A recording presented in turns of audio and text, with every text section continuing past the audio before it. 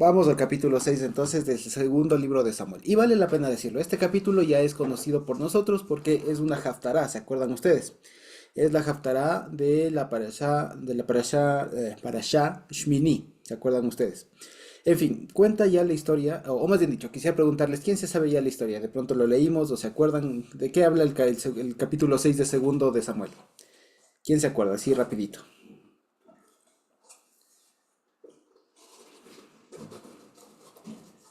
¿Quién se acuerda?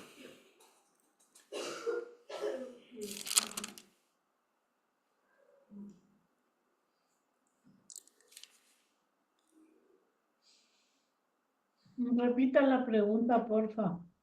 ¿De qué trata el capítulo 6 de segundo de Samuel?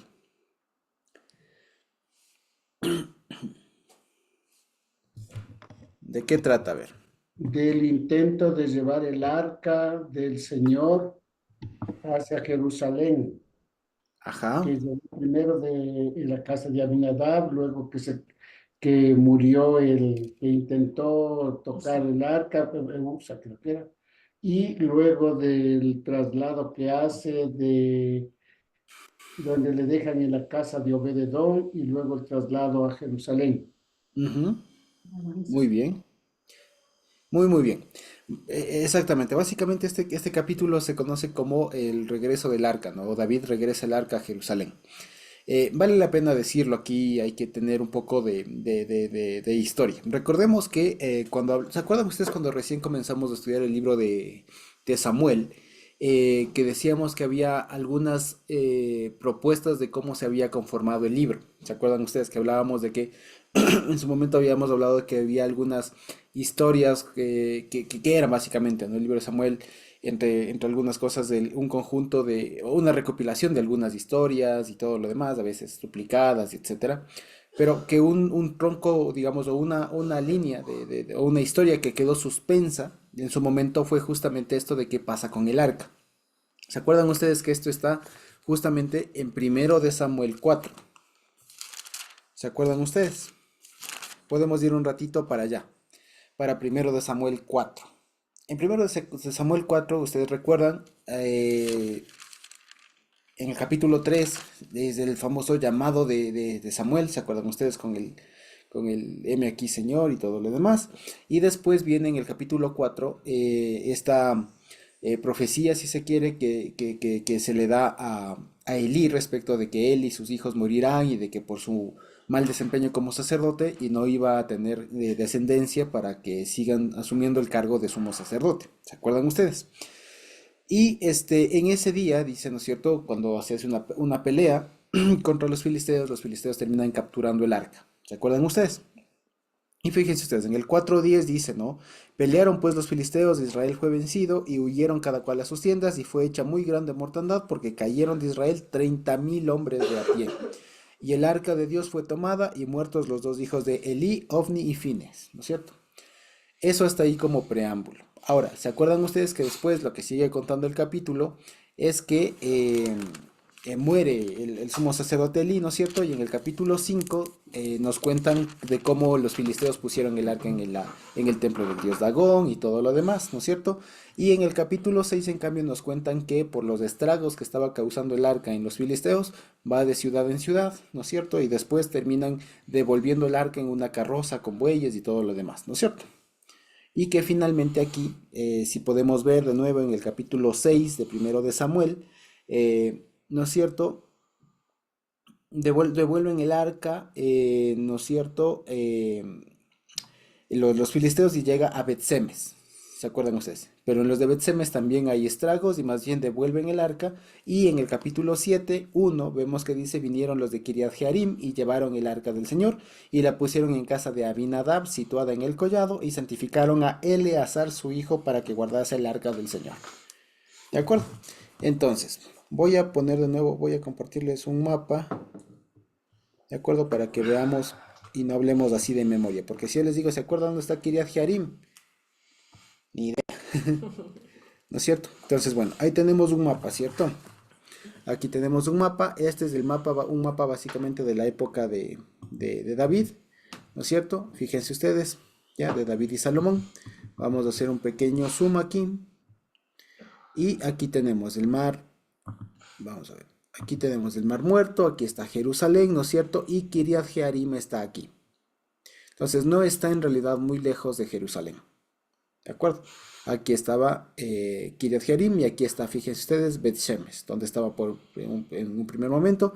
Recuerden que las ciudades donde estuvo el arca es una de ellas de Cron, vino acá a Bet Shemesh y después quedó finalmente en Kiriat Jearim. ¿Ya? Acuérdense que antes de esto el arca estaba en Silo, donde estaba Elí, el sumo sacerdote Elí y sus hijos y todo lo demás. Fue capturada, fue a territorio filisteo, regresa a Bet-Semes, después termina asentándose en Kiriat Jearim. Recuerden que aquí pasa 20 años. O sea que aquí, ¿se acuerdan ustedes que cuando veíamos primero de Samuel capítulo 7 y demás? Decíamos, aquí vamos a hacer un gran paréntesis porque la historia del arca se retoma después acá en segundo de Samuel capítulo 6. Entonces ahorita estamos retomando esa historia. Por eso es que algunos estudiosos, algunos académicos, lo que proponen es que en realidad la historia del arca es una sola que comprende los capítulos 4, 5, 6, una parte del capítulo 7 de primero de Samuel y el capítulo 6 de segundo de Samuel. Es lo que proponen algunos, que toda esa es una sola historia, pero que en el momento de editar o de consolidar el libro de Samuel, que antes no había primero y segundo, ¿no? Que cuando se consolidó el libro de Samuel, se le puso la historia esta del regreso del arca en donde está ahora, para que cuadre de manera cronológica, si se quiere. Mm, Pero algunos otros más bien dicen no, no es cierto, porque, por ejemplo, a Kiriat Jearim en el capítulo 6 no se le llama Kiriat Jearim, se le llama, ¿cómo es? ¿Cómo es que se le llama? Se le llama, se me fue el nombre, Baalá, se le llama Baalá, ¿de acuerdo? Se le llama con otro nombre. ¿De acuerdo? Y también tiene otras cosas que digamos que no cuadran con la historia o con la redacción que tienen los capítulos de primero de Samuel. ¿Ya? Entonces lo que podemos concluir de ahí es que es cierto que aquí se retoma esta historia que está aquí suspensa desde primero de Samuel 7, ¿ya? Desde el inicio de primero de Samuel, quedó suspendida ahí la historia y es cierto que se retoma acá, pero se retoma acá ya no como una historia, digamos, conectada con el arca, sino más bien ahora se conecta y es retomada esta historia justamente en el contexto de David asumiendo o ascendiendo al trono y consolidándose más como un rey. Porque en el capítulo anterior ya vimos que tenía, digamos, política y económicamente consolidado el reino, ¿cierto? Pero faltaba algo muy importante y es que tenga un testimonio, si se quiere, un respaldo tangible de que Dios está con él. ¿De acuerdo? Entonces vamos a ver. Entonces, eso básicamente. Ahora, fíjense ustedes y quería llamar la atención sobre un detalle. Voy a dejar de compartir la pantalla. ¿Ya? Voy a llamar la atención sobre un detalle. Fíjense que en el capítulo 6, perdón, en primero de Samuel, se llama la ciudad Kiriat Jearim, ¿no es cierto? Que Kiriat Jearim significa la ciudad de los árboles, básicamente, de los bosques, ¿ya? Pero acá se le va a llamar Baalá. También, por ejemplo, vimos en primero de Samuel 7 que al que se le consagra como sacerdote, digamos, del arca, de los hijos de Aminadab, es a uno llamado Eleazar. Pero aquí en esta historia no aparece este Eleazar. No aparece, sino más bien aparece un Usa y un famoso Agío. ¿De acuerdo? Entonces vamos a ver que hay algunas cosas. Ya vamos a estudiarlo más a fondo, pero nada más quería llamar la atención sobre estas diferencias que hay en la historia, en las historias, digamos. ¿De acuerdo? Entonces vamos al 6. Dice, David volvió a reunir a todos los escogidos de Israel, 30.000. ¿Y por qué leímos primero y por qué vale la pena hacer un énfasis aquí 30.000? Porque ustedes se acuerdan lo que acabamos de leer ahí en primero de Samuel capítulo 4. ¿Cuántos fueron los que murieron cuando los filisteos capturaron el arca? ¿Cuántos fueron?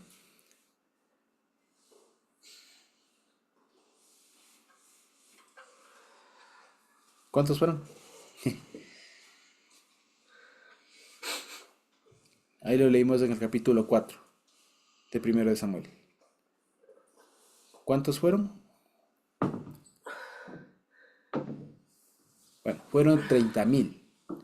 Entonces fíjense ustedes que cuando acá dice que David vuelve a reunir a todos los escogidos de Israel, 30.000, ¿ya?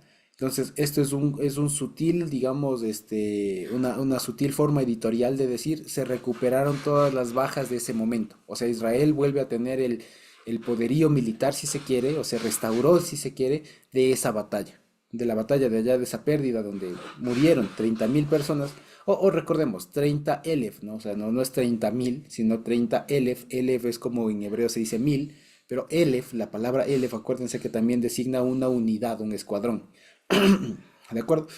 Entonces, si allá en 1 Samuel, cuando capturan el arca de los filisteos, mueren 30 elef, 30 unidades, 30 escuadrones, podemos decir, acá David, para recuperar el arca o trasladar de nuevo el arca, reúne otra vez a 30.000, a 30 elef, a 30.000, ponen acá.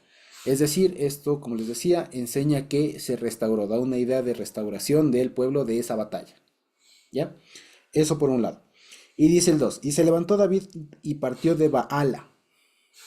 ¿De acuerdo? Entonces, como les decía, aquí a Kiriath Jearim se le llama de otra forma. Tiene otro nombre la ciudad, aquí se le llama Baala. ¿No es cierto? De Judá, con todo el pueblo que tenía consigo, para hacer subir de allí el arca de Dios, sobre la cual era invocado el nombre del Señor de los ejércitos, que mora entre o sobre los querubines, o sentado sobre los querubines. Ahora fíjense ustedes, aquí llama la atención una cosa y es cómo se le denomina al arca. Porque si ustedes recuerdan, en Éxodo se le llama al arca de muchas maneras, pero no se le llama así. ¿Se acuerdan ustedes cómo se le llama al arca allá en Éxodo, en Levítico, en Deuteronomio? ¿Qué nombres recibe el arca? ¿Se acuerdan? ¿Qué nombres nomás recibe?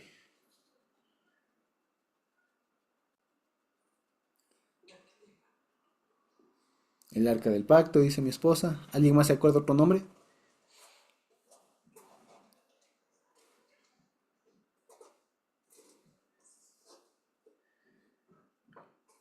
¿Alguien más se acuerda? No, creo que no nos acordemos. ¿No se acuerda nadie, nada, nada?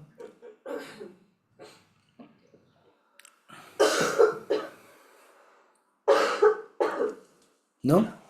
Bueno, se le conoce como igual, como el arca del pacto, como el arca de Dios, el arca del Señor, ¿no es cierto? Pero no se le conoce como el arca del Señor, de Hashem Tsebaot, ¿no es cierto? El que mora sobre los querubines, o el que se sienta sobre los querubines, ¿de acuerdo?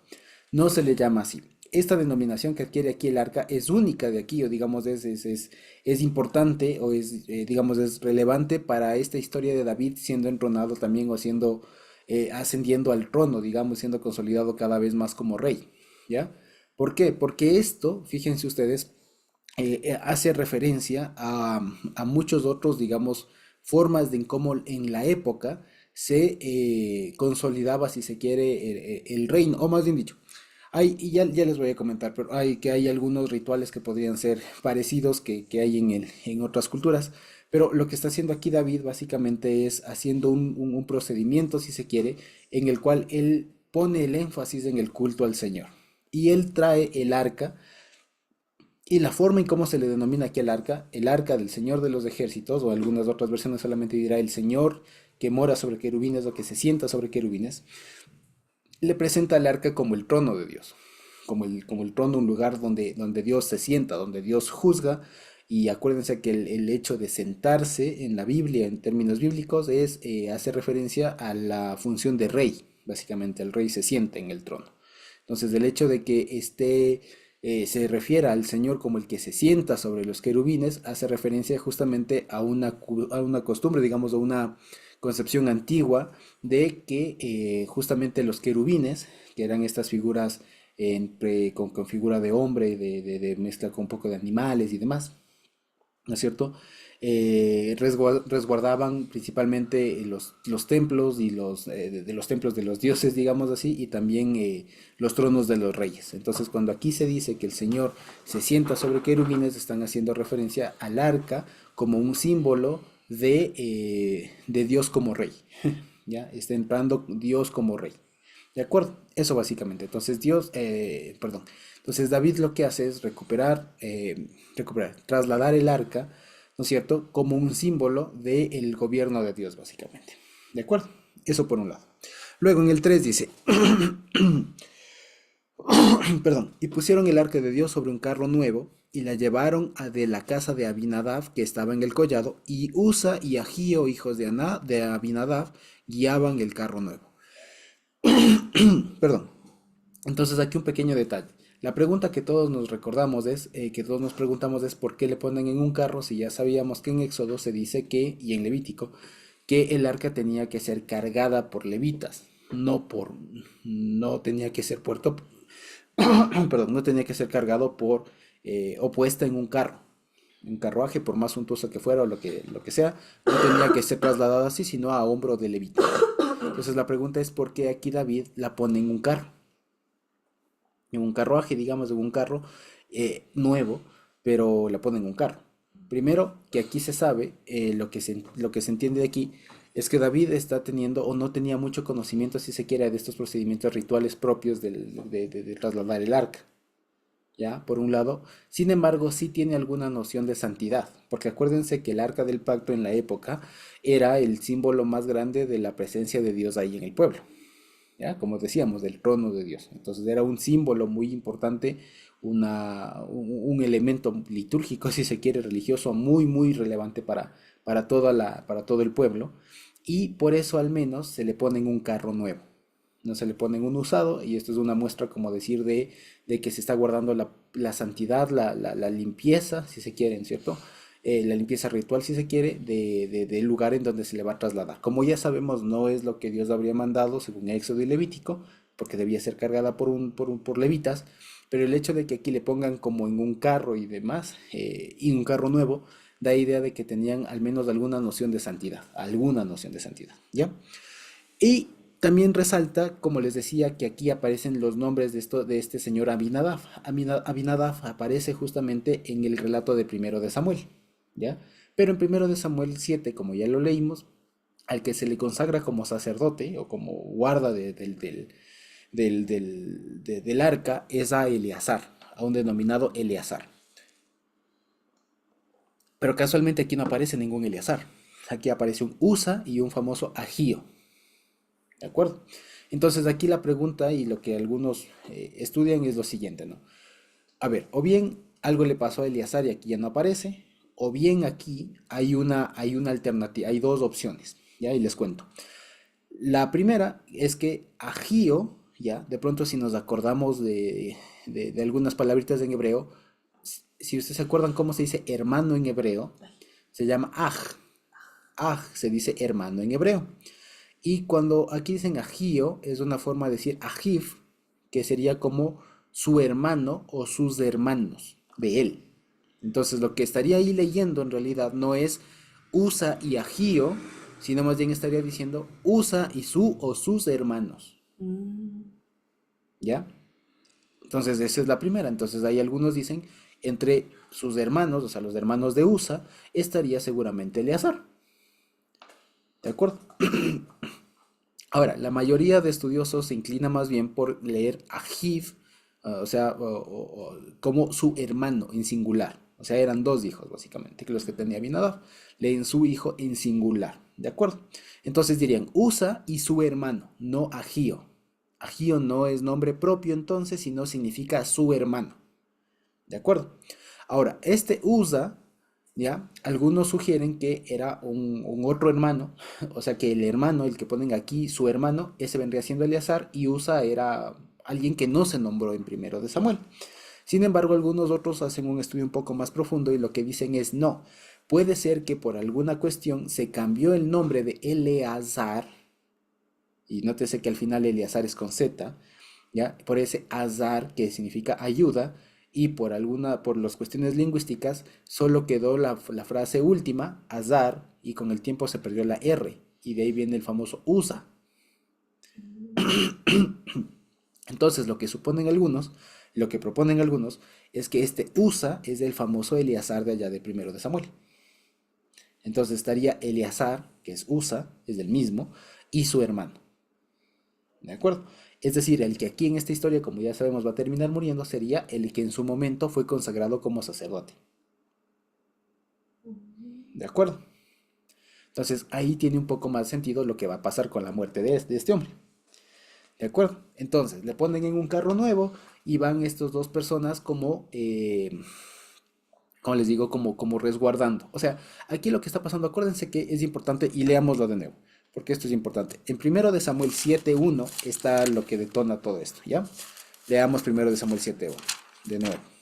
Dice, vinieron los de Kiriath Jearim y llevaron el arca del Señor y la pusieron en casa de Abinadab, situada en el collado, y santificaron a Eleazar su hijo para que guardase el arca del Señor.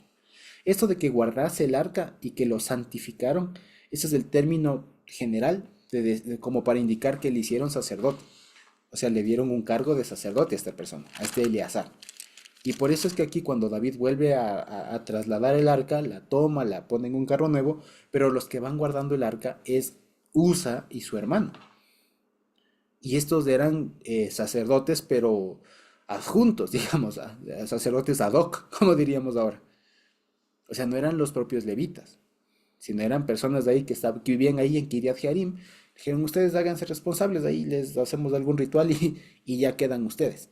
Entonces fueron siguiendo personas que no tenían el cargo, que no estaban autorizados. ¿De acuerdo?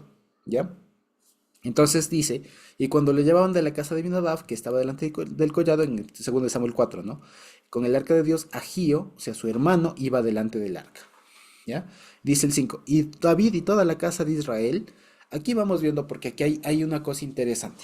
Al parecer, hemos entendido un poquito mal toda esta historia desde un buen tiempo, ¿ya? Porque aquí está, y de hecho si ustedes buscan y de pronto nos acordamos de todo, cómo nos hemos acordado, cómo hemos aprendido esta historia, nos imaginamos a un David un poco loco, ¿no? Un poco desatado, medio semidesnudo tal vez, ¿no es cierto? Y dando vueltas y cosas por el estilo.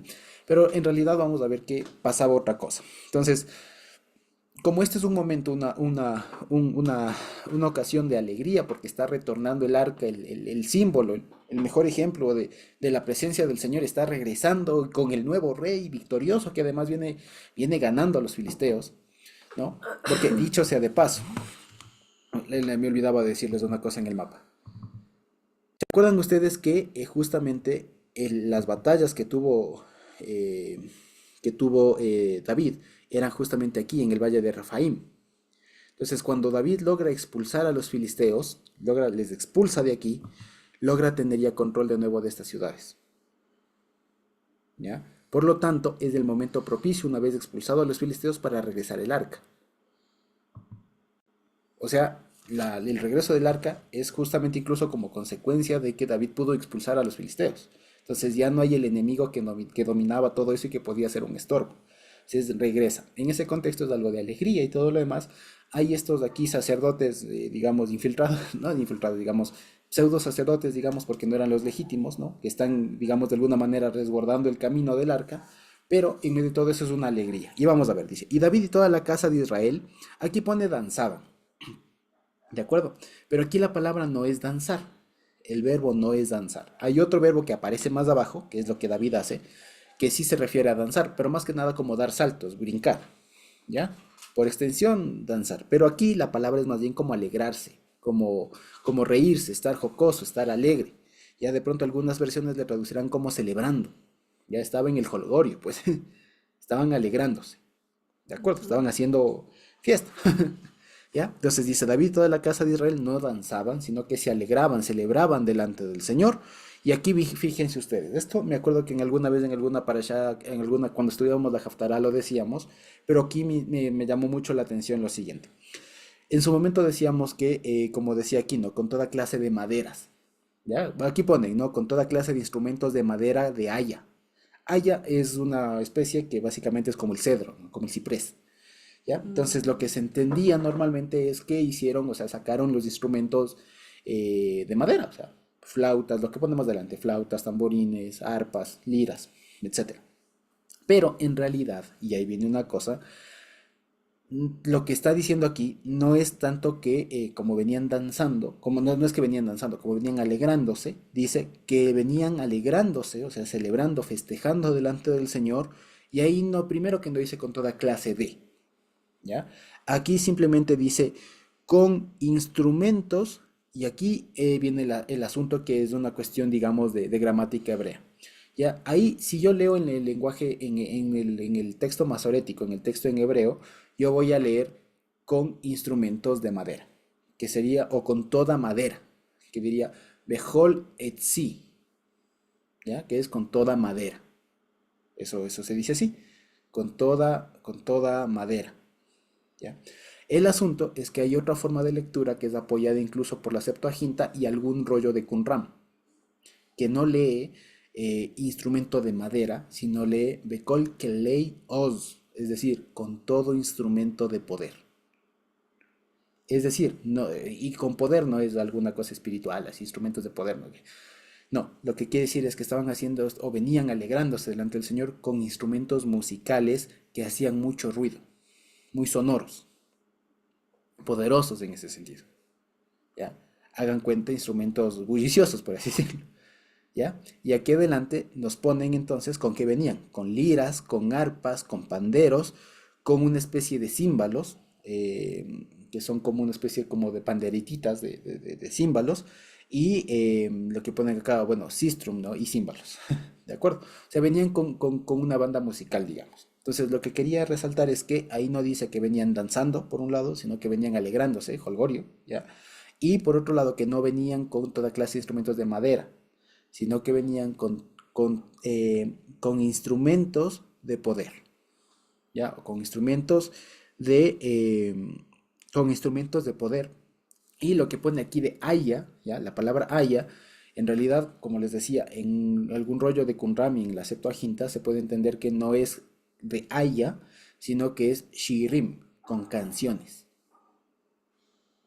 O sea, lo que estaban haciendo es hagamos así, por así decirlo, una procesión, por así decirlo, una procesión con música. Se estaban haciendo toda la caravana, trayendo el arca y todo lo demás, y lo que hacía la gente era alegrarse al son de música y todo lo demás. Y venían con instrumentos bulliciosos, por así decirlo, con instrumentos que suenen duro y cantando. Eso es lo que estaba pasando ahí. Entonces no es instrumentos de madera de haya o de ciprés o de lo que fuera, sino vienen alegrándose, celebrando delante del Señor con todo instrumento poderoso, todo instrumento sonoro, digamos, ¿no es cierto? Y canciones, ¿de acuerdo? Y él decía, y dice, bueno, con liras, con arpas, con panderos o tamborines, ¿no es cierto? Con sistrums, que se acuerdan ustedes que la palabra que aquí traducen flautas no es flauta, en realidad no era flauta, sino son una especie como de castañuelas, hagan cuenta ustedes. ¿Ya? Es como una especie como de platillitos chiquitos amarrados o sujetados en una especie de palo, ¿ya? Como unos platillitos chiquitos, como los platillos que vienen en los panderos que tenemos, ¿ya? Pero hagan cuenta que solo como una vara con varios de estos platillos, entonces eso suena, ¿ya? Como un sonajero, digamos, pero con platillitos, ¿ya? Entonces eso es un sistrum, ¿de acuerdo? En lugar de flautas y címbalos, que sí eran como platillos, ¿ya? O sea, instrumentos de metal que hacían ruido, ¿ya? Entonces con todo eso lo que se armó es una caravana, digamos, acompañada de música, ¿ya? Eso más que nada. Entonces dice el 6. Y cuando llegaron a la era de Nacón, que dicho sea de paso, esto aquí hay mucho debate respecto de qué es esto. Algunos dicen que no es del Nacón, es de Nabón. Y si leemos, por ejemplo, este mismo evento que está recogido en primero de Crónicas, capítulo 13, vamos a ver qué dice de Kidión. ¿Ya? Le cambian el nombre. ¿Ya? Hay muchas formas de saberlo, en la Septuaginta, incluso en el rollo de Qumran de Samuel, que es el Q4 Samuel, así se llama, Qumran 4 Samuel. En el rollo de Qumran incluso le ponen Nabón, Nabón, cosas y cosas. El asunto es que llegan a una era, o sea, un lugar donde se trillaba, ¿de acuerdo? Donde se preparaba el trigo, pues, ¿no es cierto? Y dice, envió su mano hacia el arca de Dios y la sujetó. Y aquí viene un asunto. Nosotros normalmente hemos leído, y si leemos aquí como tal, ¿qué se entiende? ¿Ya? Nosotros normalmente sabemos que decía, o más bien leamos, o sea, no nos hace falta mucha cosa sino leer.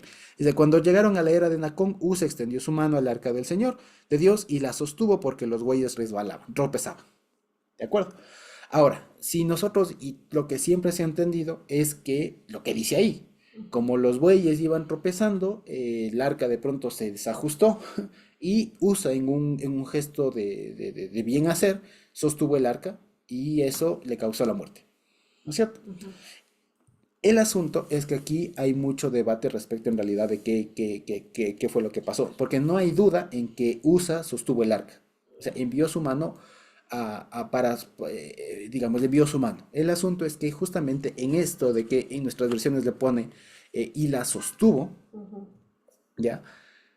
Ahí viene el asunto, ¿ya? Porque en diferentes versiones digamos, de esta misma historia, tanto en la Septuaginta, el rollo de Qumran y el texto masorético, varía la intención, o sea, varía la redacción. Unos ponen y la sostuvo, como aquí, pero en cambio otros ponen para sostenerla, Mm. ¿ya? Entonces, primero que vale la pena decirlo, en el texto en hebreo el masorético que todos nosotros compartimos, dice así, Usa extendió al arca de Dios. La frase su mano fue omitida por algún error incluso de algún copista, ¿de acuerdo? En la Septuaginta sí se pone envió su mano, ¿ya? Y en el rollo de Qumran también dice envió su mano, ¿ya? O sea, lo que él hizo fue estirarse, enviar su mano, alargar su mano para sostenerla, ¿de acuerdo? Ujú.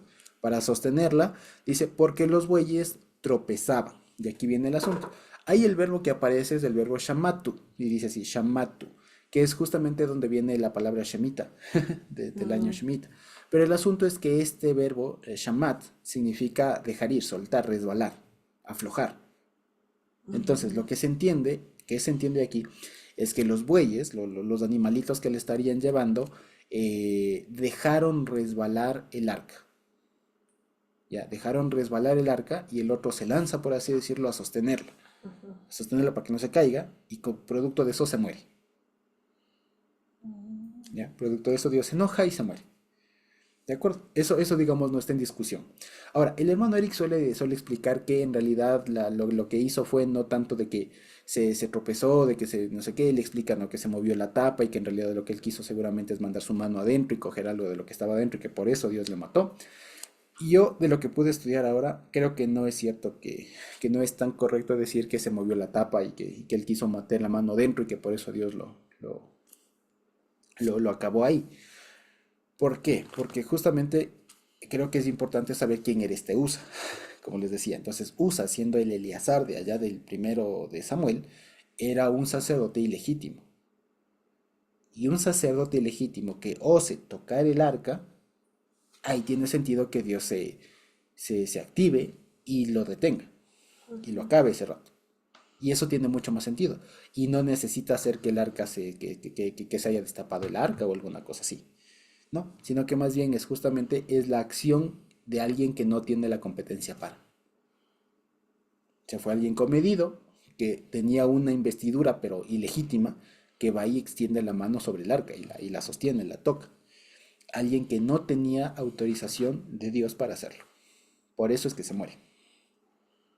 ¿De acuerdo? Entonces, no comparto yo que se haya abierto el arca, que haya querido extender su mano. Si alguna vez lo dije, creo que ahora lo puedo ver mejor. Creo eso. Creo que es mejor saberlo y entenderlo que este Usa, este famoso Eleazar, no tenía la capacidad de ser sacerdote y por eso es que su acción, por más buena o lo que haya sido, eh, no estaba justificada. Y Dios lo castiga, acabándolo en ese minuto, en ese momento, porque no era un sacerdote legítimo. Eso básicamente. ¿De acuerdo? Entonces dice el 7 la ira, el calor del Señor se encendió contra Usa y lo hirió ahí por aquella temeridad, le pone. Vamos a ver. Y cayó allí muerto junto al arca de Dios. Y aquí hay una cuestión, que hay una cosa muy interesante. Primero, que al parecer este versículo 7 está incompleto. ¿Ya? Está un poco incompleto y se puede leer de diferente manera. Aquí vale la pena leer el paralelo que está en Primero de Crónicas 13:10. Si nosotros leemos ese versículo, si es que alguien lo puede tener ahí a la mano, sería buenísimo. Primero de Crónicas 13:10, vamos a verlo. Ya, yo también lo voy a buscar. Primero de Crónicas 13, como les decía, cuenta también del paralelo de toda esta historia. Aquí incluso en Crónicas nos va a decir que David hace un llamado al pueblo de restaurar, de rescatar el arca y todo lo demás. Amplía un poco más de detalles. Pero en el 10, fíjense ustedes, en el 9 dice, ¿no? Pero cuando llegaron a la era de Kidón, como les decía, cambian el nombre, Ujú. Usa extendió su mano al arca para sostenerla porque los bueyes tropezaban, igualito. Ujú. ¿Ya? Y dice, y el furor del Señor se encendió contra Usa y lo hirió porque había extendido su mano al arca y murió allí delante de Dios. Ahora, fíjense ustedes, ¿cuál es la diferencia entre el Crónicas 13:10 y el versículo 7 de acá? ¿Cuál es? ¿Quién se puede dar cuenta? Si comenzamos, los dos comienzan con el furor del Señor se encendió contra Usa. Lo mismo en el 10 de acá, el furor del Señor se encendió contra Usa y lo hirió dice también en los dos, ¿no es cierto? En primero de Samuel dice, por aquella temeridad, Ujú. ¿ya? Y lo que dice en primero de Crónicas es porque había extendido su mano al arca, ¿ya?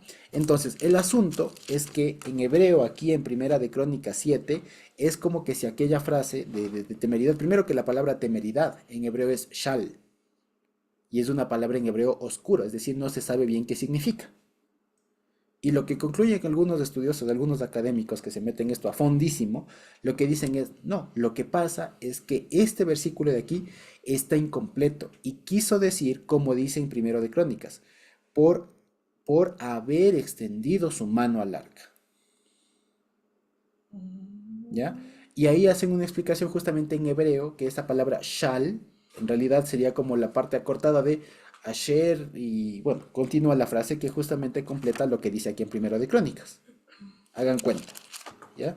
Entonces, básicamente lo que quiere decir es que este versículo aquí no dice por aquella temeridad, no, porque ya les digo, la palabra ahí incluso es un poco oscura, no se sabe bien qué significa, y la forma fácil es justamente como decir, reconstruir el versículo con su paralelo de Primero de Crónicas.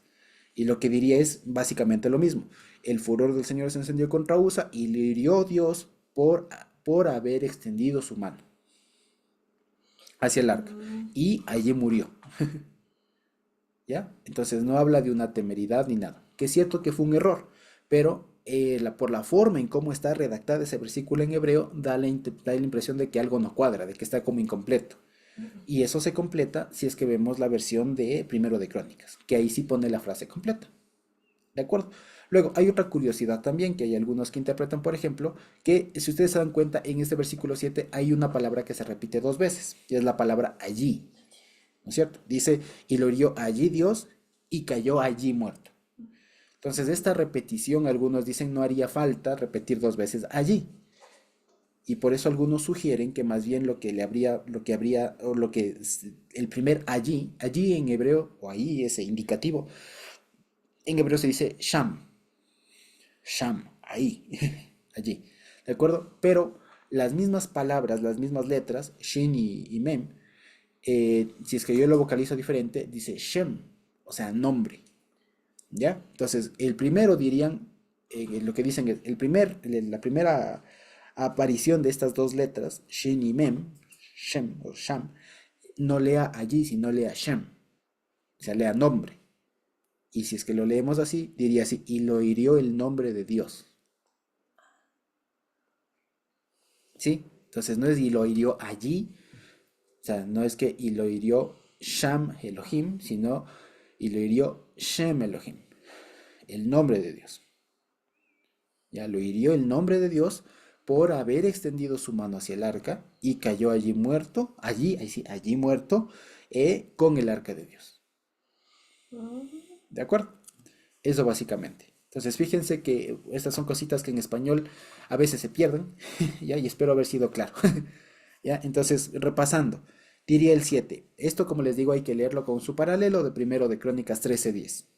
¿Ya? Y diría así, y el furor del Señor se calentó, se encendió contra Usa y lo hirió el nombre de Dios por haber extendido su mano hacia el arca y cayó allí muerto con el arca de Dios.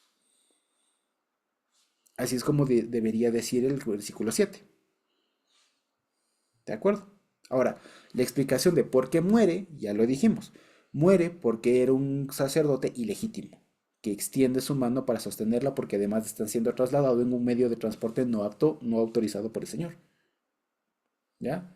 Ahora, si me preguntan, tal vez lo que yo supongo, pero esto es suposición mía, tal vez los que impusieron el tema de cargarlo, de poner el arca, es justamente Usa y su hermano. O sea, los sacerdotes encargados de eso. ¿Ya? o sea, me da la impresión, esto pues es impresión mía nomás, que tal vez estas personas se adueñaron del culto, digamos así, o tuvieron alguna impresión de que eran los responsables de eso, y en lugar de decir, toma David, aquí está, lo que dijeron es, no, nosotros llevamos y nosotros somos los que cuidamos, a mí me santificaron y vamos.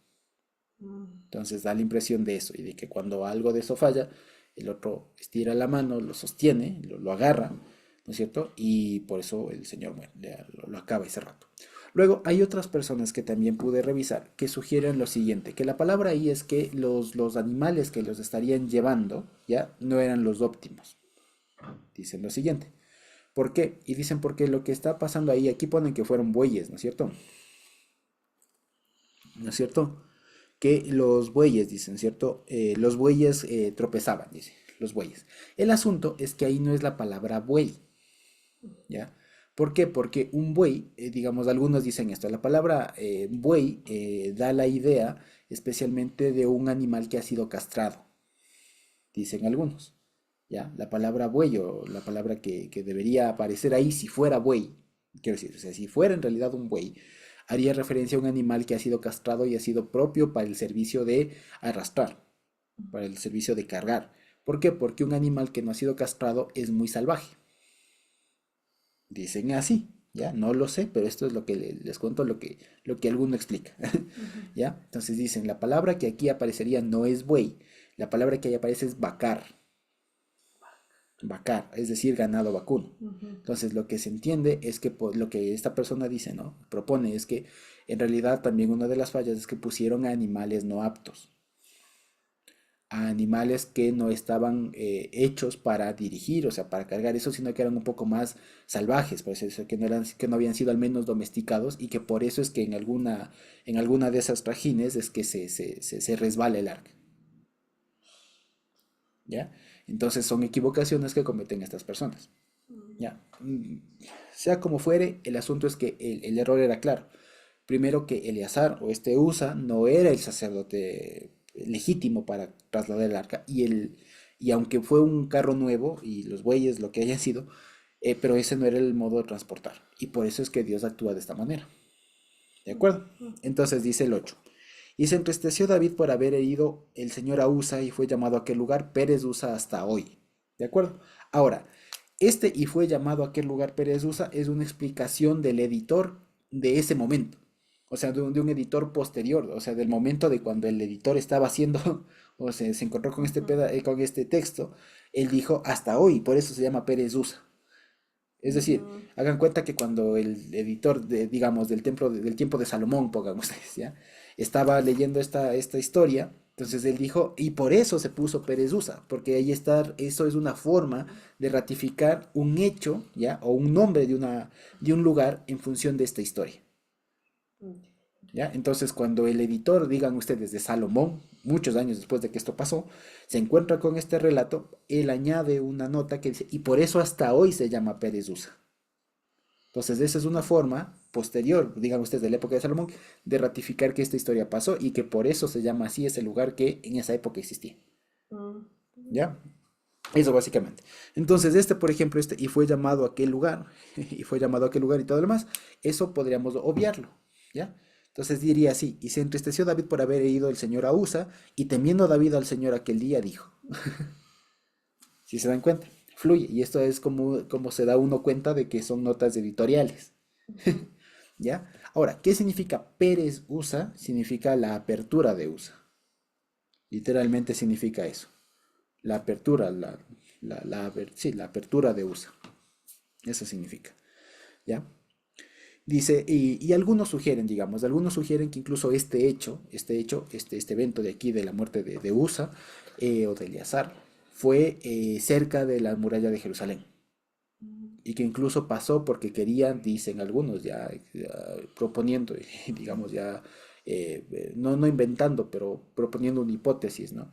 De que como estaban cerca de la muralla, posiblemente había un hueco, un Pérez, un hueco, una apertura, por donde seguramente quiso pasar Eleazar y ahí fue donde hubo los percances. Pero el asunto es que no se sabe en realidad dónde es esta era de Nacón o de cómo que se llame, no se sabe dónde era.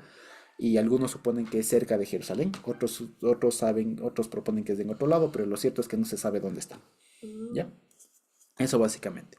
Pero el asunto es que en ese momento era un lugar conocido, Pérez Usa, ¿ya? Y algunos dicen que en realidad Pérez Usa justamente no se referiría, o que más bien, como les decía, ¿no?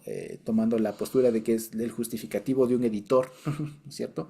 Que posiblemente sea un nombre que literalmente significaba la apertura de USA y posiblemente ahí se haga referencia o sea una referencia a un hueco, a una apertura, una brecha que haya habido en alguna muralla y que se le llamaba eso la brecha de USA.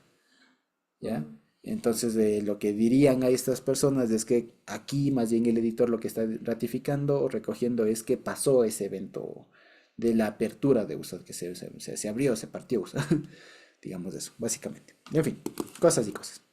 Entonces, el asunto es que le ponen así el nombre y dice, y aquí fíjense ustedes, David tiene una doble reacción, se entristece por USA, porque muere, ujú, y por otro lado tiene miedo y dice, ¿cómo ha de venir el arca a mí, cómo ha de venir a mí el arca del Señor? Es decir, la intención de David era traerle así. Ya vamos a ver más adelante que David tenía una tienda preparada, ¿no?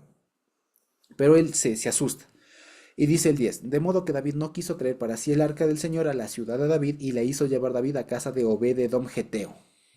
Ahora, los geteos eran más bien unos vasallos filisteos.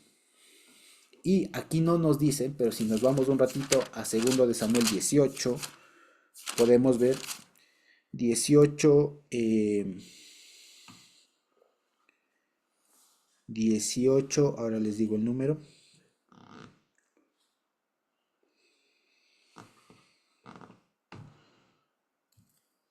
18, 18, ya se me fue, déjame ver.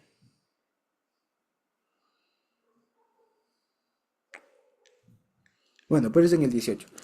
Sí, y ya les digo el versículo. Pero lo que pasa es que aquí los geteos eran más bien extranjeros. ¿Ya? Y Obed-edom es un nombre extranjero, netamente extranjero, porque Edom hace referencia a un dios cananeo. Ya no es de Edom, de pronto el Edom, el hermano de Jacob. Ya era otro dios, ahorita se me escapa el nombre, pero Obed-edom significa siervo de Dios de Edom, por así decirlo. ¿Ya? Y es un nombre geteo, que es justamente extranjero, ¿ya? Es extranjero. Y en el capítulo 18, ya les digo el versículo, ahí se entiende que justamente cuando David viene desde del territorio filisteo, le vienen siguiendo un montón de gente también filistea, que son súbditos que son súbditos de David. Y aquí se entiende por qué es que él incluso encarga el arca a un extranjero. ¿Ya? Porque mm, este Obed-edom geteo no era del pueblo, era extranjero. Más adelante, en primero de Crónicas y todo lo demás, va a aparecer un Obed-edom y le hacen parecer como levita, mm, ¿ya? Pero es otro Obed-edom. Este Obed-edom de aquí seguramente es de los que vinieron, de los filisteos, si se quiere, que se adhirieron a la causa de David y le fueron fieles a David. ¿Ya? Como les decía, esto no se cuenta así históricamente, ya lo vamos a ver y esto, como les decía, se ve cuando David huye de Absalón. Ahí se ve que cuando él huye y sale de la ciudad de Jerusalén, sale junto con un montón de tropas y le van siguiendo geteos que él había traído de cuando él estaba allá en Ziklag con los filisteos. ¿Ya? Eso básicamente. Entonces le encarga el arca a un extranjero. ¿Sí? Y dice, entonces David se fue y lo llevó, perdón, el 10, ¿no? El 11. Y estuvo el arca del Señor en casa de Obed-edom geteo 3 meses, y bendijo el Señor a Obed-edom y a toda su casa. ¿Qué significa esto de que le bendijo a Obed-edom? Entre otras cosas que le dio hijos. Entre otras cosas que le dio hijos y que finalmente le dio algún tipo de prosperidad. Y dice el 12, fue dado aviso al rey David diciendo, el Señor ha bendecido a la casa de Obed-edom, y todo lo que tiene, y a causa del arca de Dios. Entonces David fue y llevó con alegría el arca de Dios de casa de Obed-edom a la ciudad de David, y cuando los que llevaban el arca de Dios habían andado 6 pasos, él sacrificó un buey y un carnero engordado. Y aquí viene una cosa interesante, ¿por qué esto de que hubieron dado 6 pasos? Y de hecho, si es que nosotros somos un poco más literales, ahí lo que dice es, y cada que daban 6 pasos, David sacrificaba un buey y un carnero. y un carnero engordado. Entonces, hay dos formas de leerlo. La primera, como dice aquí, que dieron 6 pasos y entonces David sacrificó. ¿Y por qué dicen algunos que es preferible entender aquí así? Porque el hecho de que avancen un poquito y no pase nada significa que Dios está ahí. O sea, de que no pase nada era, o sea, era la forma como David esperaba digamos, comprobó que emprendido el viaje no pasó nada. Entonces dieron 6 pasos, no pasó nada, David hizo el sacrificio. ¿Ya? Eso es lo que dicen algunos. Pero por otro lado, como está redactado, en realidad diría, y cada 6 pasos David sacrificaba algo. David sacrificaba el buey y el otro. ¿Ya? Y ahora, evidentemente esto es un poco exagerado. Lo que quiere decir es que hubo sacrificios continuos durante todo el trayecto de traslado al arca. Eso es lo que Aquí, quiere decir. Josuecito, aquí en esta traducción, en dos traducciones, dice el versículo 13, y a cada 6 pasos que Ahí está. andaban, a cada 6 pasos que andaban, los que llevaban el arca del Señor inmolaban un buey y un carnero, dice. Ajá, Y en exacto. esta otra también dice así, después de dar los primeros 6 pasos con el arca, sacrificaron un buey y un ternero, dice acá en cambio, ¿Mm? y un ternero cebado. Así es. Sí. Ajá. Entonces, fíjense, esa es la forma como les decía, hay dos formas de leerlo. La una que decía, y dieron 6 pasos o la otra cada 6 pasos. ¿Ya? Y lo más que se entiende es la segunda, cada 6 pasos, pero obviamente no es cada 6 pasos. Lo que quiere decir, como les decía, es que hubo sacrificios continuos durante todo el trayecto. ¿Ya? Porque esta es la segunda vez que lo intentan, ¿no? Había temor y todo lo demás, entonces comienzan y cada 6 pasos, o sea, cada avance era como una victoria, digamos, algo así, ¿ya? En todo caso, exacto. Entonces, eso es lo que están haciendo, ¿no es cierto? Entonces, sacrifican estas personas, estos animales, comienza de nuevo la caravana, ¿no es cierto? Y dice el 14.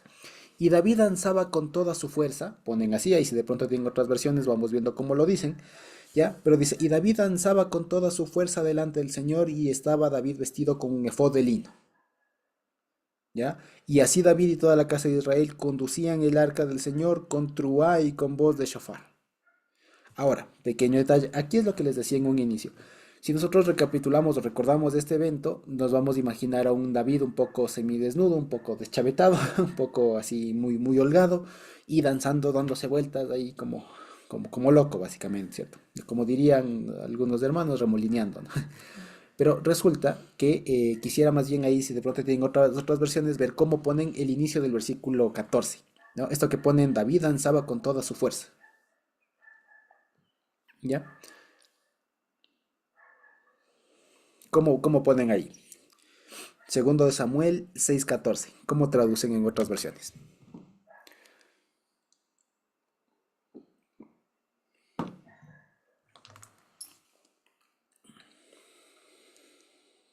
Casi dice lo mismo, Josuecito. Dice, en esta versión, dice así, y ceñido David de un efod de lino, danzaba con todas sus fuerzas delante del arca del Señor. Ok, En esta otra dice, David vestido con un efod de lino, danzaba con todas sus fuerzas en presencia de Yahvé. ok. Acá dice, y David iba danzando en derredor delante del Señor con todo su poder. Danzando igual. Muy bien. Bailando, saltando. Bailando, saltando ponen en esa otra versión.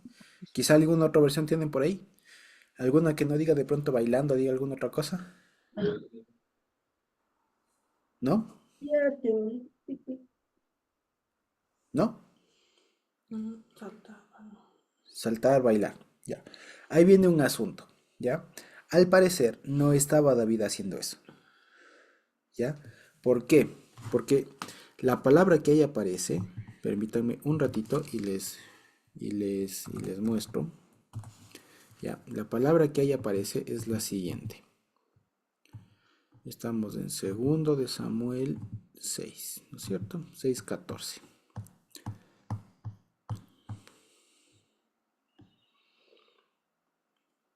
6:14. Muy bien. Vamos a ver ahí. Ahí les comparto. Entonces estamos viendo el texto de en hebreo, ¿no? En hebreo con una traducción literal ahí en la pantalla. Entonces, ¿qué dice aquí? En el 14 dice, Ve David me maquer bekol os. ¿Ok? Eso dice, Ve David me maquer bekol os. Esto sería, y David danzaba con todo su poder, o con todo poder. ¿De acuerdo? Pero esto, si le metemos un poquito de sentido, o un poquito de, digámosle, sí, de sentido ahí, ¿qué podríamos decir? ¿Cómo alguien puede danzar con todo su poder? ¿Ya? ¿Cómo alguien puede danzar con todo su poder? No se sabe. En realidad, lo que han interpretado hay muchas personas es que es con toda la fuerza, con toda la energía, una manera eufórica y así, ¿no? Y que, ay, como dice, danzaba entonces y tal. Y lo que pasa es que sí es cierto, esta palabra memaker, si ustedes lo ven aquí, y si yo le doy el enlace, fíjense ustedes que viene del verbo karar, que es bailar, ¿no es cierto? Bailar y demás, pero si lo vemos esta palabra en la raíz significa así como dar vueltas, como entretejerse, como así, ¿ya? De ahí es que ustedes se acordarán que esta famosa canción del Remolineando hizo esta investigación y dijo, no, lo que pasa es que hay más que danzar es dar vueltas, por lo tanto estaba remolineando y sacaron la canción Remolineando. El asunto es que hay algunos estudiosos que dicen, no, aquí no suena tan bien esto, ¿ya? Y lo que más bien dicen es que memaker, la palabra carar, tiene otro significado porque hicieron un estudio paralelo, igual con la misma raíz en otros idiomas, ¿ya? Y lo que entendieron o lo que encontraron es que la palabra memaker sí tiene el mismo sentido como de hacer girar, de dar vueltas, de remolinear, si ustedes quieren, pero en el sentido de lo que hace un músico, por ejemplo, con sus dedos, ¿ya? Entonces, eso lo que significaría es que aquí no diría que danzaba, sino que más bien tocaba, por así decirlo, arpegiaba.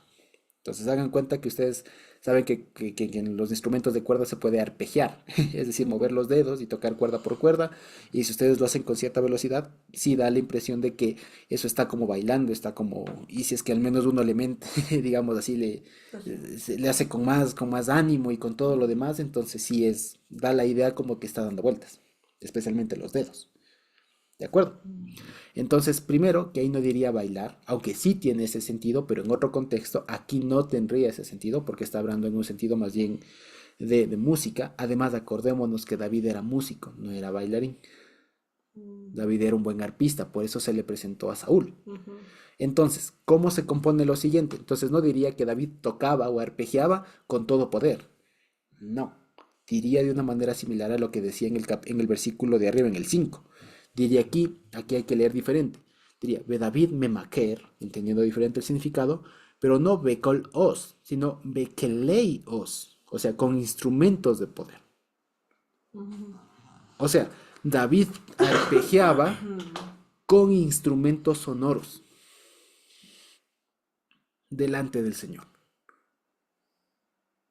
O sea, hagan cuenta que lo que pasó es que David le dieron un arpa, por ejemplo, y con eso iba, pero, y se daba gusto, o sea, y como decimos ahora, ¿no? Y le hacía llorar al arpa. Entonces así, o sea, le hacía, pero se daba gusto ahí porque era su don. Solos. Entonces se mandaba de sus mega solos y todo lo demás, digamos así. Eso es lo que estaría haciendo David. No estaría David danzando, sino más bien arpegiando, por así decirlo. Ya, arpegiando, dándole durísimo con los dedos y todo lo demás, con instrumentos de poder, o sea, con instrumentos sonoros, delante del Señor. ¿De acuerdo? Eso entonces, fíjense ustedes. Entonces, lo primero es que David no es que vino bailando de una manera alborotada. Ya, o sea, así casi semidesnudo y dándose vueltas, y ahí como dicen, ¿no? Remolineando y dándose ahí como trompo. No, no, no.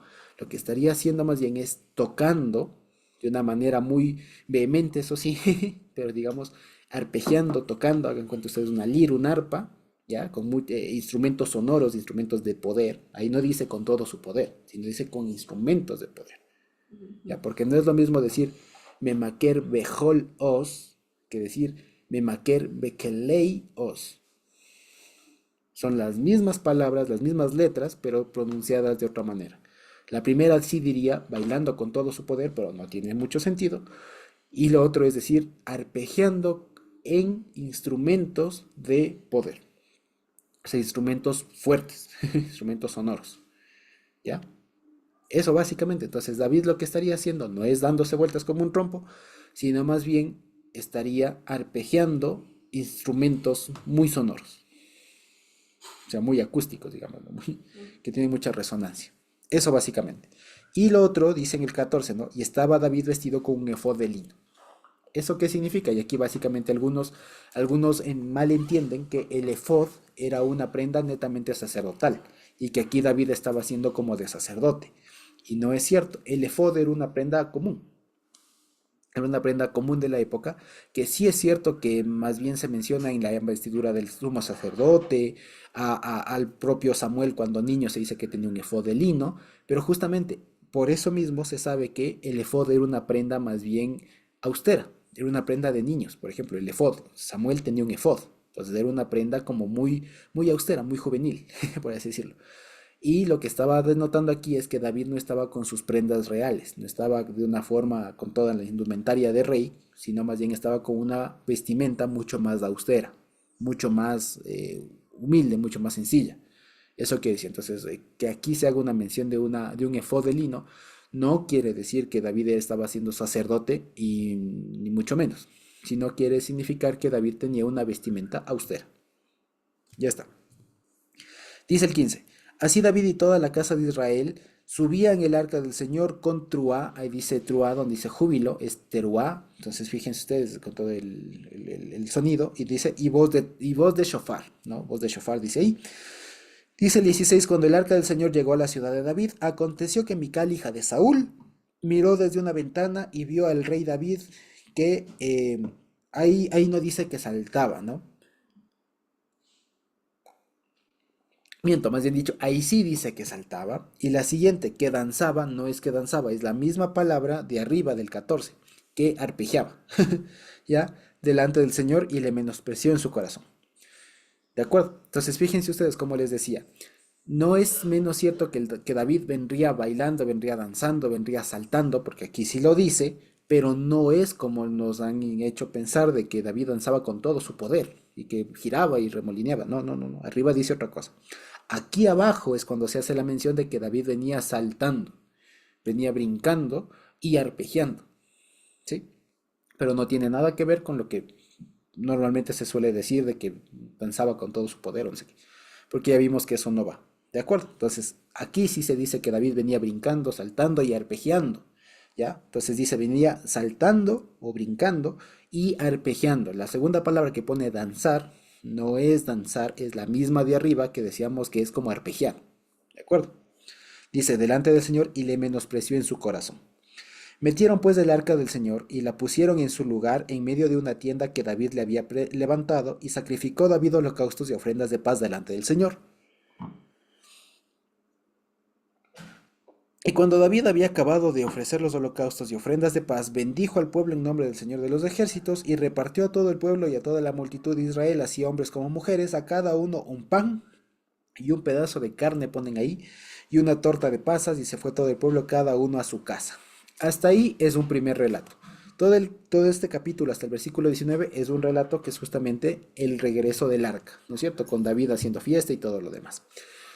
Ahora, ¿qué pasa aquí? Al final, digamos, hay una cosa que es interesante. David entra, ya logra finalmente entrar o trasladar el arca desde donde estaba en Kiriat Jearim, después en casa de Obed-edom Geteo, y ya lo trae a una tienda, a una carpa que él tenía preparada. Algunos suponen, algunos entienden que esta, o proponen, mejor dicho, que esta carpa, esta tienda que tendría David para el arca, vendría siendo una réplica del tabernáculo.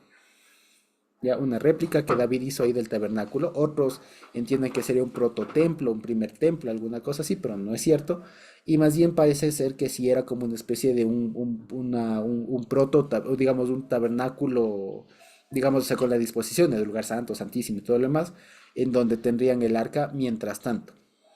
¿Ya? O sea, David, lo que aparece aquí con una tienda, seguramente era algo mucho más pequeño que el tabernáculo, pero al parecer era como una semejanza del tabernáculo lo que hizo aquí David. Ya no era solamente una tiendita, una carpa ahí sencilla y ya está, sino que seguramente fue algo mucho más especial porque tenía una relevancia muy importante como para tenerla en una carpa así austera, digamos, ¿de acuerdo? Entonces, eso básicamente. Ahora, lo que les comentaba, respecto de este evento, muchos se han preguntado de qué es esto, por ejemplo, de que, y seguramente ustedes se acordarán de algunos pasajes, ya los leímos, de la Biblia, de Jueces, hay un pasaje en Jueces, donde, y hay unos otros en Cantares, y en algún proverbio, donde se hace mención de una mujer esperando por la ventana. Y aquí aparece Mical esperando en una ventana que David regrese. ¿Ya? La primera mención que se hace de esta cuestión es justamente, ¿se acuerdan ustedes de Císara? El que le mata a Jael, atravesado por la estaca, ¿no es cierto? Cuando se levanta después del cántico de Débora y Barak, ¿no es cierto? Se hace referencia, y tú, tu madre, se asoma por la ventana, ¿dónde vendrá mi hijo? No se escucha no se escucha su carro, no se escucha todo lo demás. Entonces se hace referencia a eso. Después también en Cantares también hay una referencia a que la novia, la esposa, se asoma a la ventana para ver si su amado viene.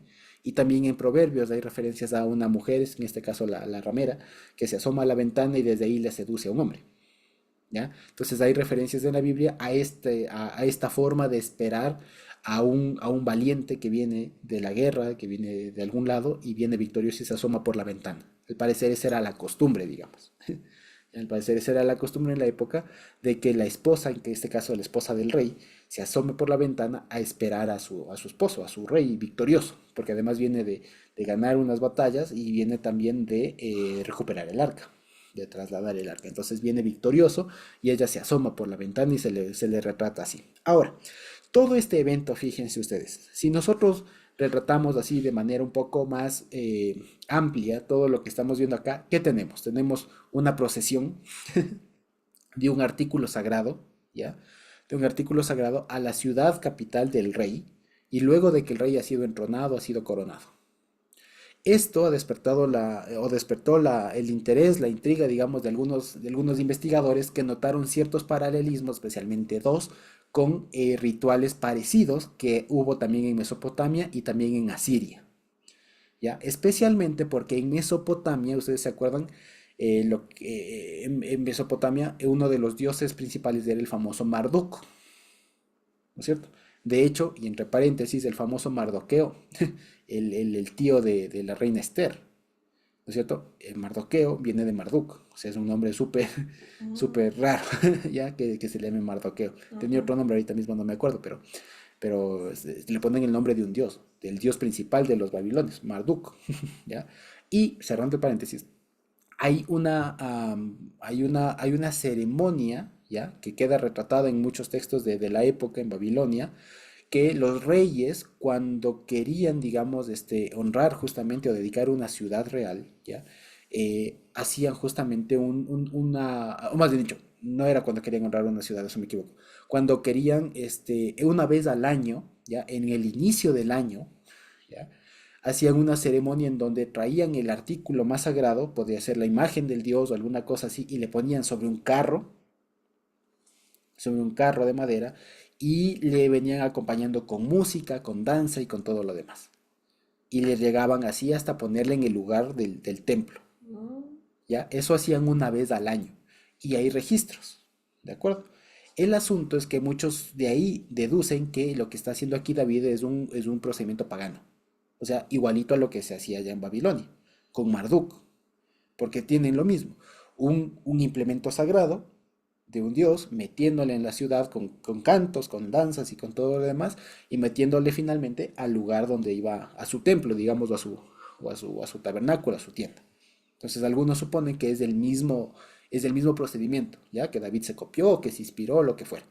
Pero en realidad no es así, porque el objetivo de esos procedimientos era justamente celebrar a ese Dios, era celebrar a ese Dios y todo lo demás, o al menos, digamos, era celebrar al Dios, digamos, pero siempre como que rescatando que ese Dios es el que le hizo reinar y le hizo prosperar al rey en su último año de reinado, digamos. Aquí en esto no se ve ese vínculo. Aquí no se ve que el énfasis es David. O sea, lo que quiero decir es, En esos eventos, en esos procedimientos de allá de Babilonia, quedaba claro que se le hacía su corte, su entrada a al dios Marduk, pero siempre atado a las victorias del rey. O sea, este dios le permitió al rey ser el rey que ahora es. Mm. Por eso hacían toda esa calle de honor, esa caravana y todo lo demás. Aquí en cambio no hay eso. Aquí lo que hay es más bien David poniendo el lugar a Dios y haciéndole los honores para que entre. Entonces, por eso, aunque tenga algunas similaridades, algunas semejanzas, no es exactamente el mismo. No es. Luego, hay otros que en cambio en Asiria, o sea, más cerquita, y en Canaán en general, había una época en donde justamente, que se recoge también, por ejemplo, del rey Sennacherib, ¿ya? Que hay textos de esa época del rey Sennacherib, que va a aparecer más allá en la época de los reyes, ¿no es cierto? En esa época, por ejemplo, hay testimonios, hay textos que relatan justamente de cuando se instauraba una nueva ciudad capital o una nueva ciudad. ¿Qué se hacía? Lo que hacían los reyes asirios era, como Sennacherib, era inaugurar la ciudad e invitar a los dioses. Entonces se traía también a los dioses, a los más importantes, digan ustedes, se les hacía una caravana y todo lo demás, y se les ponía, digamos, ahí como invitados, ¿ya? Y era una forma de honrarles y ahí se hacía sacrificios y todo lo demás, ¿ya? Entonces hay esta otra forma digamos, de un paralelismo de este procedimiento que hizo David. Y algunos suponen que es otra vez que es lo mismo, que David estaba copiando y estaba siguiendo el ritual, digamos, asirio en este caso, ya no babilónico, sino asirio y tal. Pero en realidad no lo es, una vez más, porque este capítulo, o sea, este pasaje no tiene nada de semejante. O sea, puede ser que sea semejante en cuanto a que entra un artículo sagrado, un artículo divino, a la ciudad, pero es diferente por todo el motivo que tiene David. O sea, eso es lo que le diferencia de todos. Los otros eran la inauguración de una ciudad, eran las virtudes del rey, era una invitación a los dioses más importantes, lo que fuera. Pero aquí no está tanto inaugurando Jerusalén, no está tanto, digamos, David sacando a pecho a relucir sus proezas, sus victorias, sino más bien está David poniendo a Dios como el rey, porque le refiere al arca como el arca del Señor, de Hashem Tsebaot, que se sienta sobre querubines. O sea, está haciéndole la entrada al rey, a Dios, y le lleva al lugar que él estableció, lo cual además está haciendo justamente referencia a aquella parte o aquella anuncio o advertencia que hacía Moisés ya en el Pentateuco, de que cuando ustedes lleguen allá, se sienten en la ciudad y ustedes pondrán este tabernáculo en el lugar en donde el Señor escoja para para hacer habitar allí su nombre. Mm. Entonces David está haciendo referencia más bien a eso antes que a cualquier otro evento, digamos, o procedimiento o procesión similar que que pudo haber habido en la época. ¿Ya? Entonces, como les quería comentar, básicamente hay dos, esta del Marduk y esta de los asirios, ¿ya? Que son básicamente parecidas, pero lo que les diferencia es el propósito. El propósito de David aquí es exalzar a Dios, poner a Dios como el rey, poner a Dios como el que ahora sí reina y en función de él se consolida todo el reino y todo lo que le pasó. ¿De acuerdo? Es eso básicamente, a diferencia de los otros que eran otros motivos mucho más banales, si se quiere. ¿Ya? Eso básicamente. Eso por un lado. Luego hay otros que, por ejemplo, para que vean ustedes a dónde puede ir, porque ustedes, si se fijan, aquí se alcanza digamos, a ver este tema de lo que les decía, que Mical se asoma por la ventana y le dice, y que le menosprecia a David, ¿no es cierto?, por cómo venía. Entonces, algunos dicen, y algunos, primero dicen, ¿no? El relato aquí termina en el 19. El relato del 20 en adelante es otro relato independiente, ¿ya? Que sí, en realidad tiene que ver con lo mismo, pero es hasta aquí es el relato, el 19 es el relato de la entrada del arca, del regreso del arca. Lo otro es una historia aparte, ya que pueden estar sucediendo a punto seguido, pero son dos cosas diferentes, ¿ya? Ok, entonces lo que suponen es que cuando la Mical se asoma a la ventana, algunos fíjense lo que pueden, lo que llegan a proponer, ya para que no nos asustemos. ¿Ya? Lo que llegan a proponer es que por qué Mical le menosprecia, y lo que algunos dicen es que lo que estaría haciendo, dicen, ¿no? Es siguiendo alguno de estos patrones de las otras culturas, y lo que se estaría haciendo aquí más bien es un culto estaría haciendo una ceremonia como la de los otros dioses, hagan cuenta la de Marduk o de los otros, ¿no es cierto? Y lo que eso terminaba, o muchas veces estos procedimientos terminaban, era en una orgía y en un matrimonio y una boda, y lo que a la Mical le desagradaría es que David está ahí teniendo una orgía con las muchachas, con la gente, con las muchachas, y a ella eso no le gusta,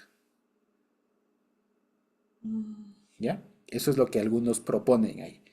Pero una vez más, vemos que justamente, como les decía, ¿no?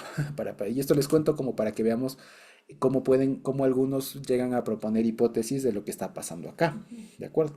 Pero como vimos, más bien lo que está pasando es totalmente otra cosa, es otra cosa, no están hablando de nada de eso, y aquí no hay ninguna, digamos, seña siquiera de que esto termine en un matrimonio, como sí había esos procedimientos en otro lado, en otras ciudades, en otros pueblos sí había esas cosas, pero esto no es lo mismo, ya no es lo mismo, porque aquí no hay ninguna seña de una que vaya a terminar en una boda, en un encuentro, alguna cosa así. No era un culto lo que estaba haciendo, no era un procedimiento anual, ni periódico, ni nada por el estilo, porque esto no se volvió a hacer, sino que más bien David estaba haciendo lo que hemos dicho, el regreso de la arca del rey, ponerla en su lugar y demás. Sí, eso nada más, pero les quería comentar porque por si acaso de pronto por ahí vayamos a encontrar a alguien que no faltará quien diga, no, si lo que estaba haciendo David también lo hacían acá, y miren, David era un idólatra, además, qué sé yo, ¿de acuerdo? Más que nada también porque, por ejemplo, hay al menos dos diosas de la época que se les representaba como mujeres esperando por la ventana, ¿ya? La una era una diosa justamente asiria, se me va el nombre, y mejor, y la otra era la famosa Afrodita. ¿Ya? Que se les recuerda justamente como esperando a través de una ventana y que justamente tiene un ámbito muy sexual y todo lo demás.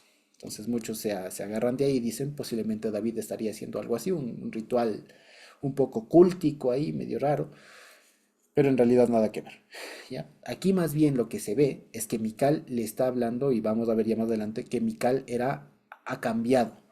¿Ya? Mical cambió, porque se acuerdan ustedes de Mical, que Mical en un momento es la primera esposa de David, la que Saúl le dio, y que en un momento ella se dice que Mical le amó a David, y que incluso ella fue la que le ayudó a escapar. ¿Se acuerdan? Ella fue la que le ayudó a escapar cuando Saúl ya le mandó a matar y todo lo demás.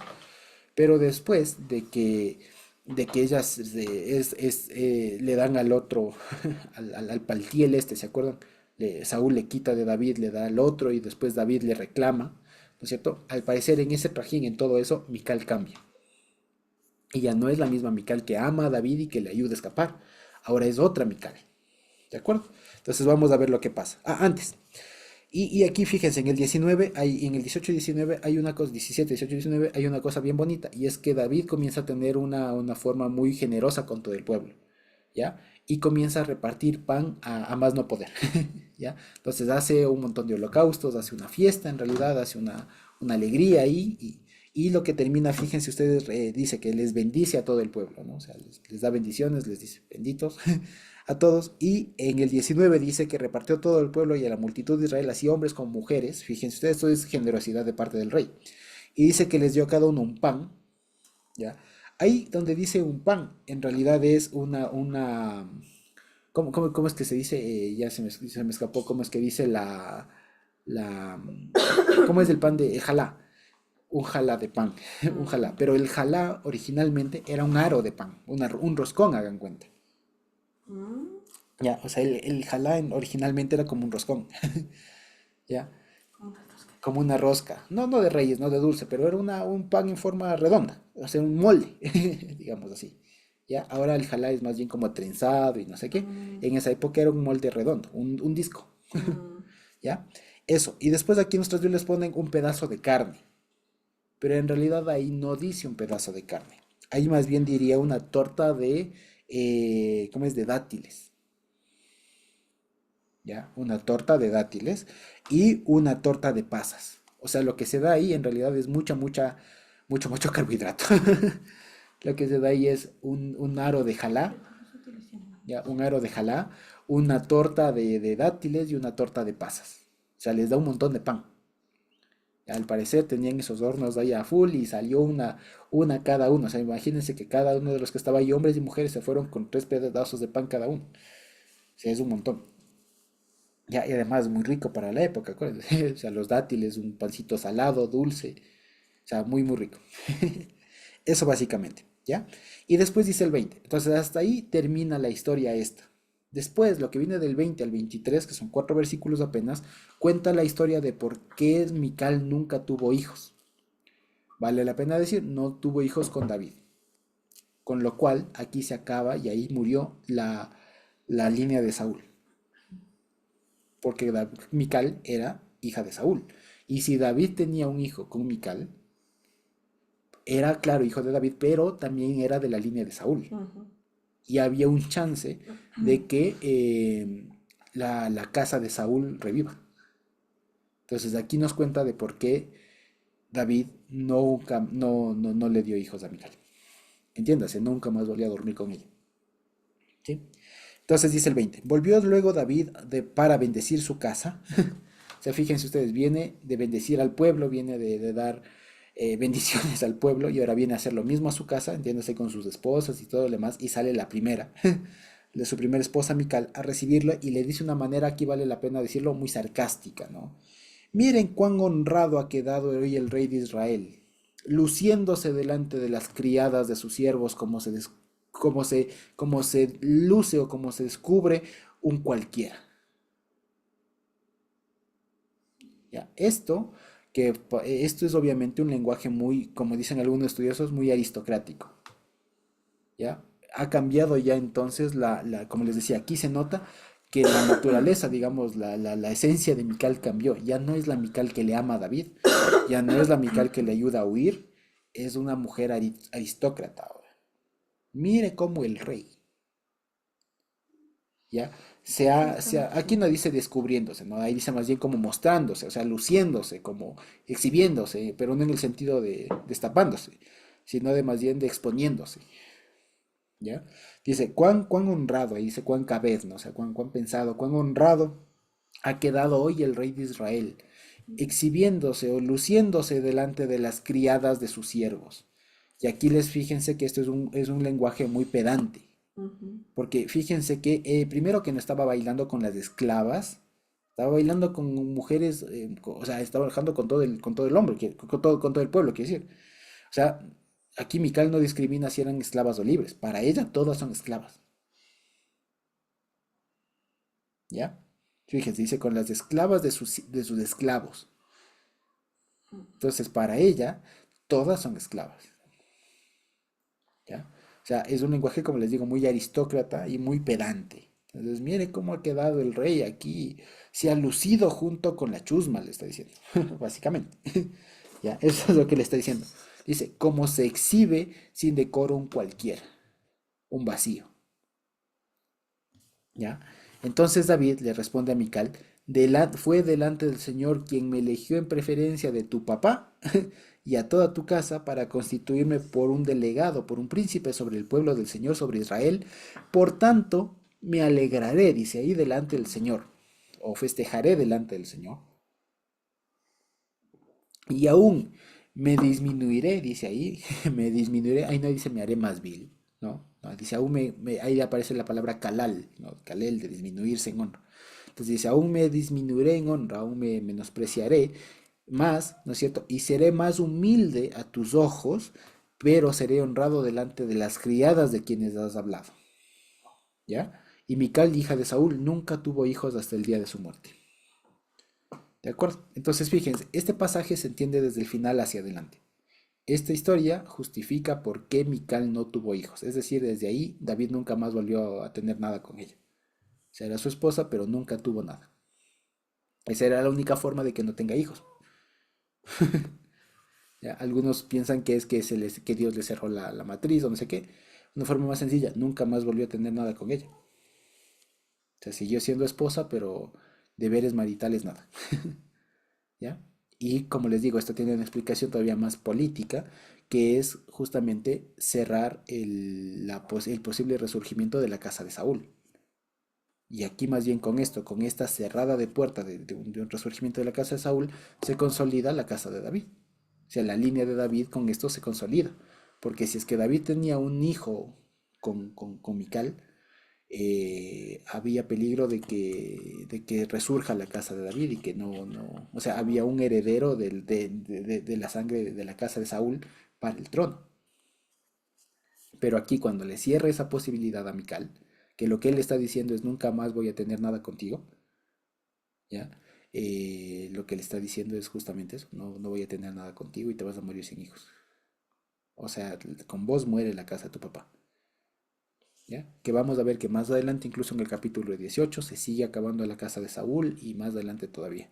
¿Sí? El único que sobrevive por ahí es Mefiboset, pero él nunca tuvo aspiraciones al trono ni nada. ¿Ya? Eso básicamente. Entonces, eso. Entonces, cuando aquí igualmente, justamente de aquí sale esta canción, ¿no? Del Me haré más vil y el remolineando y todo lo demás. Como les decía, aquí no dice me haré más vil, porque es una cosa que se puede dar de interpretación, sino más bien aquí dice yo me menospreciaré más.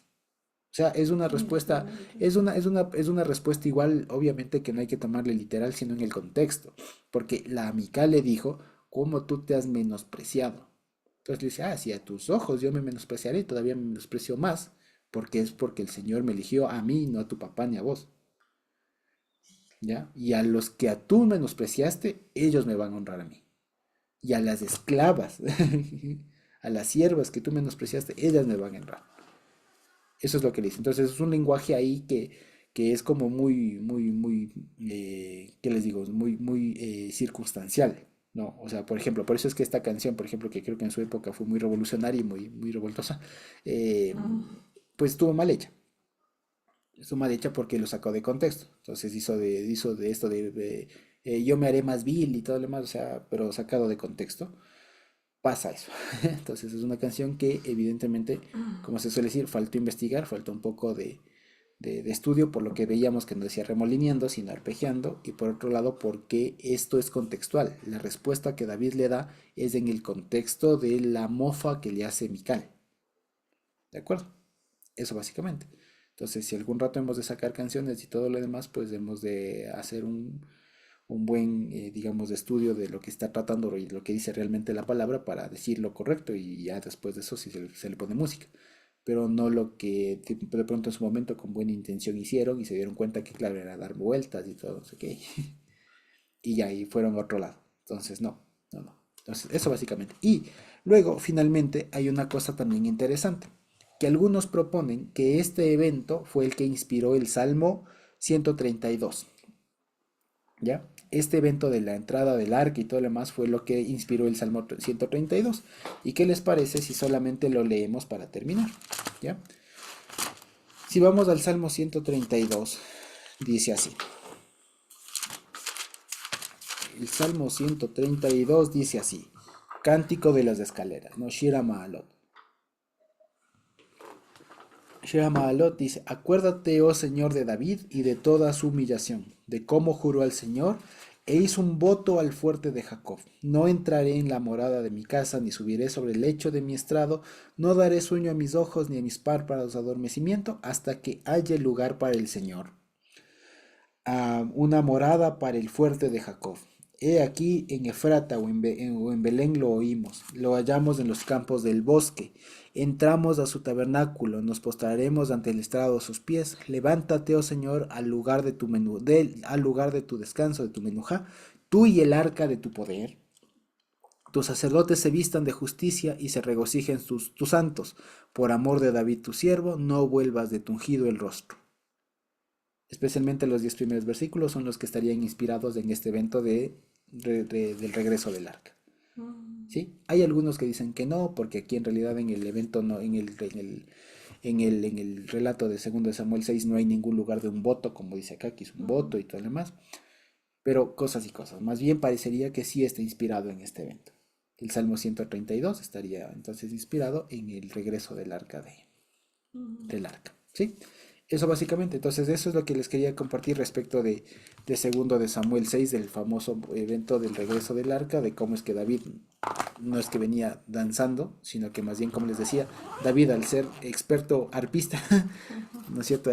Ser un músico experto, era más lógico incluso que David entre arpegiando, saltando, sí, pero arpegiando, tocando.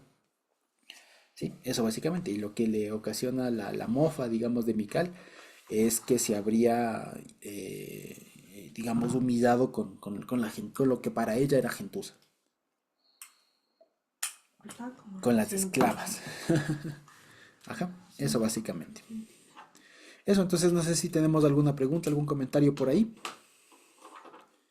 Y si no, podríamos ir terminando la grabación por ahí. Hermano Josué, Hermana Digna.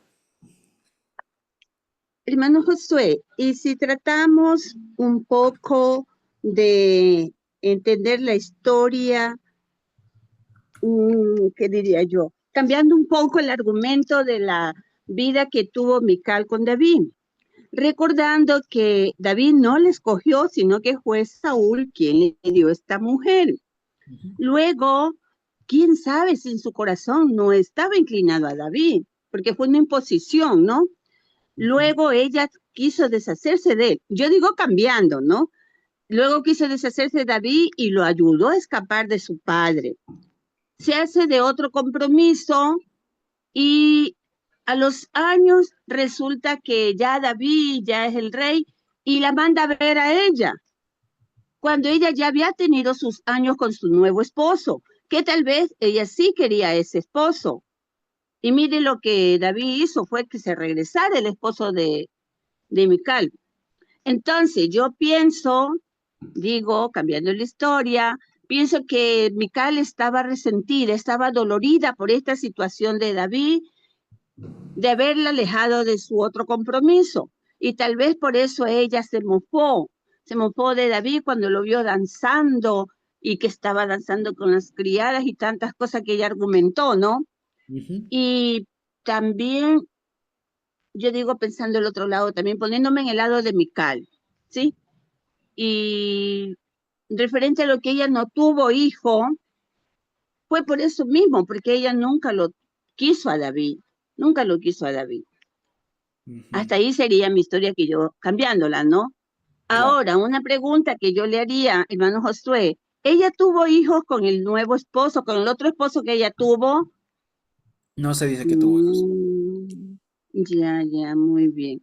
Ujú. Sí, entonces también yo pienso que también tratemos de comprenderla a ella como mujer, ¿sí? A pesar que los matrimonios en esa época eran impuestos por los padres, ¿no?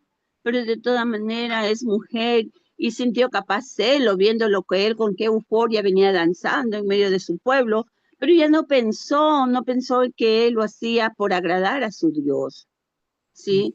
Entonces, yo pienso que eso fue la falla de Mical, ¿no? Y quedó mal ante su pueblo, ante Dios y ante David, porque David ni el caso le hizo, más bien le dijo que él podría danzar las veces que él quería, no ante su Dios. Ujú. Eso, hermano José, eso quería comentarle. Sí, muy, muy bien, hermana Digna. Nada más que eh, Mical sí le amó al inicio, ¿no? Porque sí dice así. Sí dice así, justamente cuando David era un vasallo todavía de Saúl, sí dice la Biblia que Mical amó a David. ¿No? Sí dice. Entonces, en un inicio sí lo dice que la amó, Ya, sí lo amó y por eso es que le ayuda a él a huir en su momento, ¿no? Ella le ayuda a huir ya y por por eso él. es que aquí se nota este cambio. Sí, o sea, justamente lo que se hizo, Bueno, usted muy bien la nota, es que al parecer este matrimonio intermedio que hubo y que se cortó, al parecer eso fue lo que le hizo cambiar a Mical. Puede ser, sí, algunos suponen incluso que puede ser que como Paltiel, exactamente. como el Paltiel, el otro esposo, ¿se acuerdan que decía que venía llorando y llorando y llorando y llorando y al final un soldado se tuvo que parar y decirle, ya, te regresas? Entonces, ¿quién quita? Dicen, ¿no? Que ella también no le haya llorado. Ah, sí. Entonces, al parecer, ahí cambia, porque al inicio, o Mm, sea, sí es evidente el cambio. Al inicio sí le ama, le ayuda a huir y todo lo demás, pero cuando ya le retoma a David, es que presenta esta otra actitud. Entonces, seguramente fue que algo que pasó, posiblemente y muy, muy posiblemente, tal vez relacionado con esta interrupción de este matrimonio intermedio, ¿no? Injusto y todo lo que fuera, pero se terminó, o sea, se irrumpió en un matrimonio, se rompió en un hogar, en una relación ya establecida y al parecer el otro le quería. Así es, sí, Entonces no hay razones para pensar que la otra tampoco es, que la así otra no le quería. O sea, al parecer ese matrimonio con Paltiel, o sea, se llegaron a querer alguna cosa y cuando ella vuelve a ser esposa de David, algo pasa ahí y ya le menosprecia. Ajá, claro, algo ya pasa no ahí lo con... quiso, porque es que de todas maneras Mical tiene que haber querido al otro esposo también por los años que convivieron y ver cómo la persigue llorando por ella. Entonces eso tiene que haberle Exacto, dolido mucho a Mical.